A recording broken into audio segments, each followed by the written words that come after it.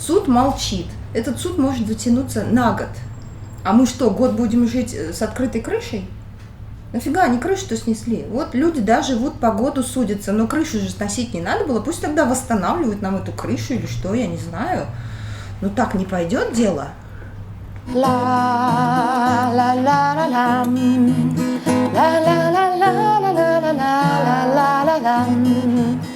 Вся земля теплом согрета, и по ней я бегу босиком. Я пою, и звезды летом светят мне даже днем. Я так хочу, чтобы лето не кончалось. Мне сейчас вот предлагают в том доме, находящемся около Мехаргона, там продумано все не для жизни, не для удобства людей. Кухня не имеет окна. Ну что это за кухня? Планировка ужасная.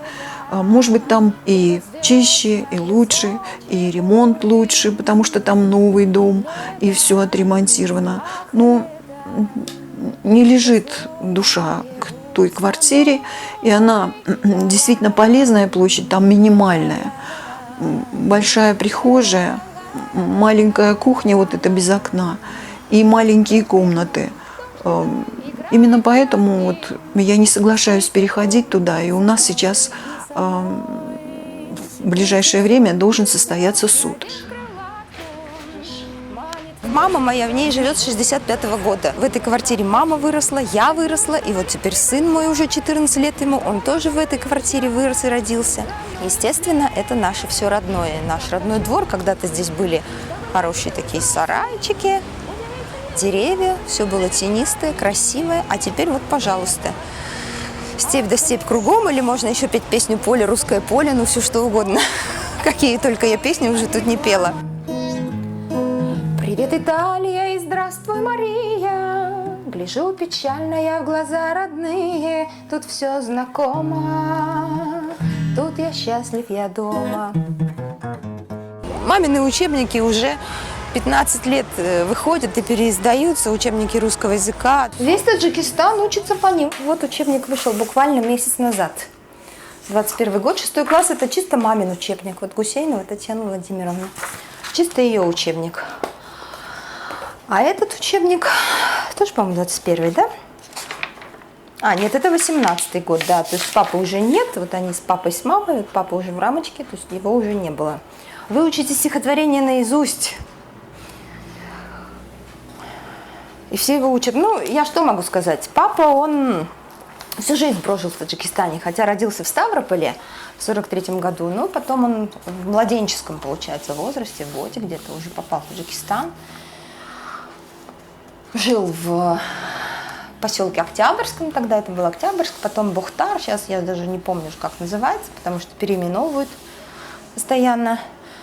Там была у них хорошая интернациональная компания, были и татары, и немцы, и кого там только не было тогда. Ну вот, значит, мой Таджикистан, признание в любви. Родина, так вольно бьется сердце, жизнь так хороша. Только здесь такое солнце, только здесь поет душа. Знаю, где-то чистый светел, мир чудесный есть вдали, но счастливее в целом свете нет родной моей земли.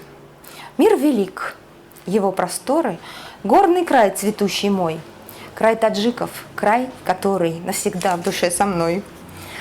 Гордый край, тепло и мило под созвездием твоим, от Бахтара до Памира ты навеки мной любим. Ау.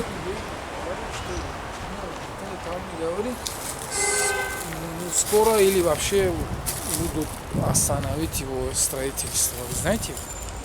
Нет. Ну, не знаю, насколько это правда. Ну, посмотрим. Вот это наша комната получается. Вот. Уже тут одна стена осталась. И буквально 2 дня назад бульдозер все вот это раскапывал. И ночью вдруг шофер из бульдозера дернулся в нашу дверь. Я выглядываю, а он говорит: ой, здесь, оказывается, кто-то живет, а я хотела эту стену ломать. И я говорю: вы что делаете? Не надо ломать, мы здесь живем. А так вот осталось. И вот это получается, что наша комната, а над ней нет крыши. Кармуш занан сариман, ашкам намереза, У меня, честно говоря, до самого последнего момента, пока они не начали разрушать здесь, у меня было такое ощущение, что это все нереально, что не будет никакого сноса, что мы вот как живем, так живем. Настолько вот эта сила привычки большая. А когда уже начали сносить, стало, естественно, здесь пыльно, все летело. Невозможно было пару недель вообще ни дверь открыть, ни окна открыть. Было ощущение, что я в каком-то ненормальном, дурном сне, в каком-то страшном сне вообще живу, и что я скоро проснусь, и этот сон закончится. Но тем временем, когда даже такие ощущения у меня были, я воевала, продолжала воевать, потому что застройщики однозначно не правы, правда, на нашей стороне. По степям и дубравам, в воде ледяной, мы идем не за славой, идем за мечтой. Не могу без Таджикистана, как и мой папа. Люблю наших людей, люблю нашу природу, люблю вообще какую-то атмосферу нашего города, вообще нашей республики. Здешняя я уже, никуда не могу уехать. Восточный я человек. Поэтому, наверное, да. Не знаю, что будет со следующим поколением, имею в виду Олег, может быть, он захочет поехать куда-то учиться, но мы патриоты, и мама тоже. В общем-то, никогда мы не думали об отъезде, в то время как другие после гражданской войны уезжали, выезжали, бросали все. Мы сказали нет. Мы таджикистанцы. Это наш народ, это наша страна.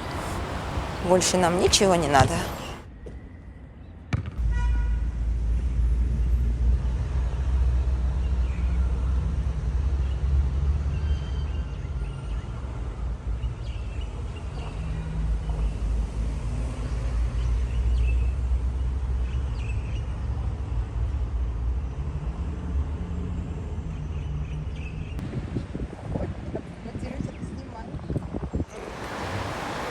Нет такого ощущения, что жизнь на паузу нажали, поставили?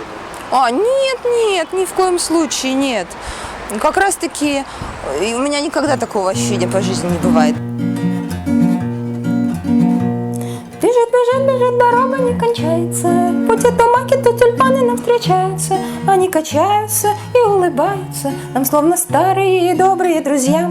А в небе солнце озорное и лучистое, а небо здесь такое ровное и чистое, что так и хочется рукой дотронуться. Оно ведь рядом, а дойти к нему нельзя, рядом, а нельзя.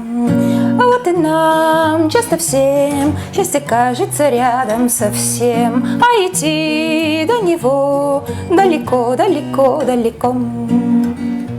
Смотри, шофер, не заглядись ты на красавицу, не то тебе с дорогой горною не справиться. Ведь нежный взор порой, как поворот крутой, он может сразу перепутать все пути. Любовь девчонки не проста, как это кажется, она как горы неприступною окажется, что гордый вид храня и красотой маня. Она ведь рядом, но к ним сразу не дойти, сразу не дойти.